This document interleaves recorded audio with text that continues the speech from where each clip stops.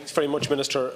You're aware that the increases in water temperatures during the summer of 2018 had a very considerable impact on fish mortality rates, and I'd ask you to outline to the House any proposals you have to address this issue. Ministers, 2 minutes. Observations do show that Ireland's climate is changing in terms of sea level rise, increases in average temperature, changes in precipitation patterns and weather extremes. The observed scale and rate of change is consistent with regional and global trends, and these changes are projected to continue and increase over the coming decades. Climate change will have diverse and wide-ranging impacts on Ireland's environment, society and economic development, including managed and natural ecosystems, water resources, agriculture and food security, human health and coastal zones.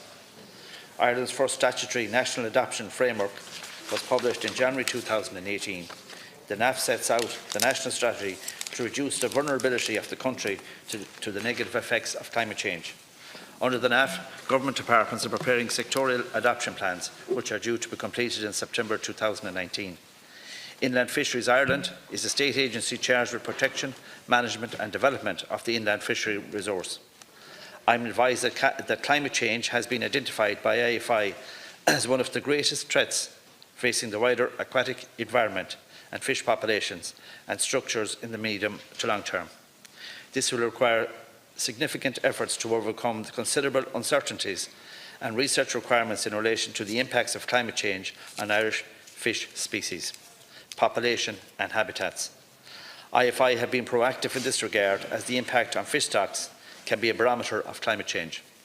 In addition, IFI is exploring the building of an evidence-based assessment programme to assess the impact of climate change on the Irish fisheries sector in both freshwater and estuarine environments, with the ultimate aim to inform and build capacity for fisheries conservation and protection measures. Deputy Dooley.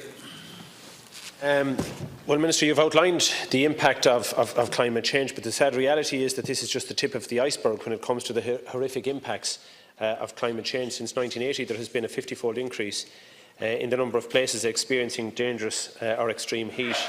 The 5 warmest summers in Europe since 1500 have all been since 2000. We're playing Russian roulette, in my view, with the future of our planet. And when he was elected, the Taoiseach did claim that the government would be taking new ambition when it comes to climate change in the wake of Budget 2018. I can only say, if you look at it in the context of just this department, his assertions are laughable, and that's the case right across government. Overall, our transport and energy and home heating sectors amount for almost half of our emissions, and yet the government has done almost nothing to move them to a greener future.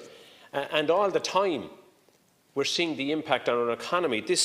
The impact in freshwater fishing has an impact on our salmon stocks and on the industry around that, which is valued at about 100 million if you take the 2016 levels alone. So we have to get real on climate change, and we have to start extrapolating the impacts of climate change onto our economy in a real way. Thank you very much. Ministers, 1 minute. Thank you, Deputy. And just to say that I suppose Project Ireland 2040, which was launched in February 2018, consists of a national planning framework which sets out our spatial strategy for the country. It also sets out that the expenditure on the national policy position, and sets out a planned 21.8 billion investment, including 14 to be invested by semi-state companies and private sectors in the national strategic low carbon and climate resilience to prepare us for that. I would also say that there's going to be a transitionary period, and the fact that we just cannot stop something and change to something else. You take agriculture, you take fisheries, it's something that has to be built upon. And I'm confident that the plans that we've set out, and the fact that the Minister Bruton here beside me has been given permission to set up an all-of-government action plan for climate change. The investment is there. What we need to make sure is that we change in a way that we don't leave people behind, and we don't actually target the wrong people. Deputy Dooley's final question. While I accept the development plan set out to 2040 has certain targets set in it, the difficulty is when you start putting something as far away as 2040, it allows people to glaze over and effectively say that's for another generation, that's for somebody else, that's beyond this electoral cycle. You know, the principle of carbon pricing was introduced by the then government in 2012. Fine Gael-led governments since then have failed to even raise that by €1 or a cent since 2012. And if appropriate measures get taken in time, it makes a lesser burden to be done in the latter part of your target expanse. So I've seen nothing here or elsewhere that suggests to me that this government are serious about tackling the impacts of climate change, serious about addressing the future concerns that you've rightly identified. You've rightly laid out the difficult road ahead for the sector that we talk about. But unless we can bring that back to specific government action, then we'll be failing future generations and we'll be failing our environment. Ministers, 1 minute to conclude. I suppose the first thing I said to you when you mentioned 2040, that's over the lifespan of the plan.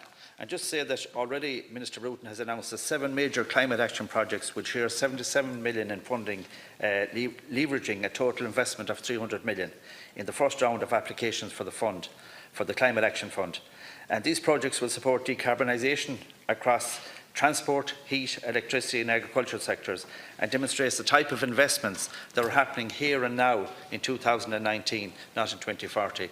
We will be building on this, and I would say that you take companies like Borlamona, which one of the companies that will be under my remit, that we're looking at that company to change from brown to green and show by example how it can be done for the rest of the country. And I'm very confident that we will see tangible results in the immediate, rather than waiting, as you say, for 2040.